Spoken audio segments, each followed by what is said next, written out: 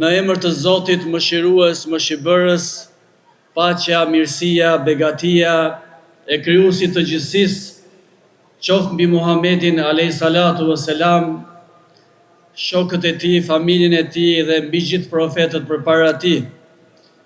Paqja e Zotit qoftë mbi gjithë ne.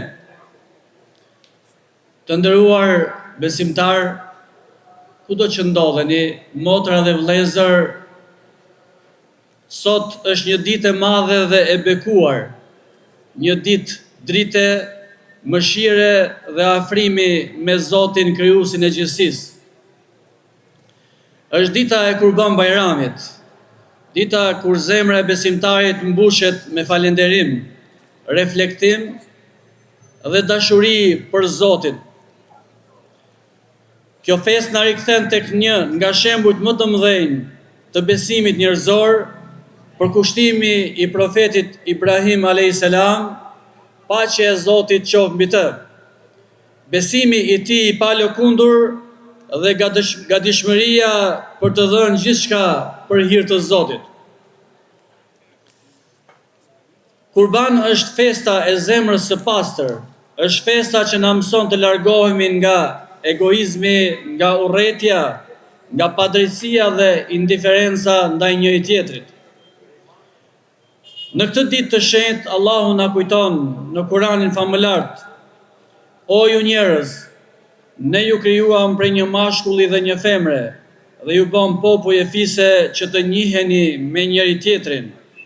Më i nderuari, më i miri tek Allahu është ai që është më i devotshëm.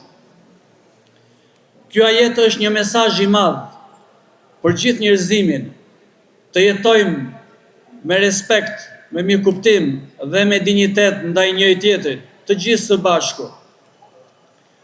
Këto ditë të bekuara lidhen edhe me ibadetin madhështor të haxhit, ku miliona besimtar anë kënd botës, mes tyre edhe qindra nga Shqipëria, janë mbledhur në vendet e shenjta për të përgjigjur thirrjes së Allahut me devotshmëri dhe për ulësi.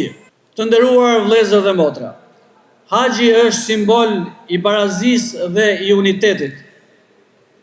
Ai na kujton se para Zotit nuk ka as dallim mes njerëzve dhe se forca më e madhe e besimtarit është besimi i sinqert dhe zemra e pastër. Sot, kur familjet tona mblidhen rreth sofrës së Bajramit, të mos harrojmë ata që nuk kanë një sofër të plotë. Vlera e kësaj feste nuk matet me atë që kemi në tryezë, por me atë që kemi në zemër. Një vizitë tek prindrit është ibadet, një fjalë e mirë për dikë që vuan është sadaka, një dorë e shtrirë për të varfrin është fisnikëri, një falje e sinqertë është paqe. Shoqëria jonë ka nevojë më shumë se kur për njerëz që ndërtojnë ura e përçojnë dashuri e mirësi mes njëri tjetrit.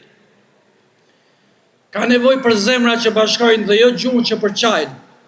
Ka nevojë për familje me dashuri, për të rinj me shpresë dhe për institucione me përgjegjësi morale.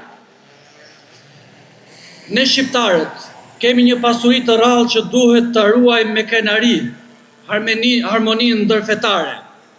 Në këtë vend, këmbanat dhe ezani kanë jetuar pranë njëri tjetrit si zëra paqeje. Kjo nuk është rastësi, është kulturë, është qytetërim, është amaneti i të parëve tanë.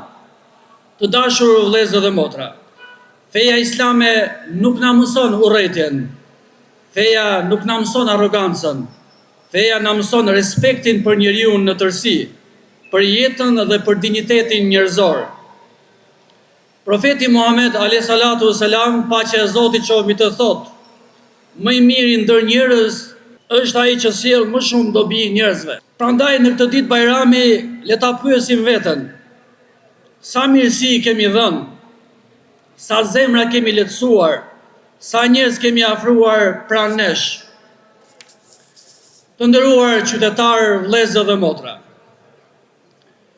bota sot po kalon sprova të mëdha: luftra, varfëri, pasiguri dhe krizë shpirtërore.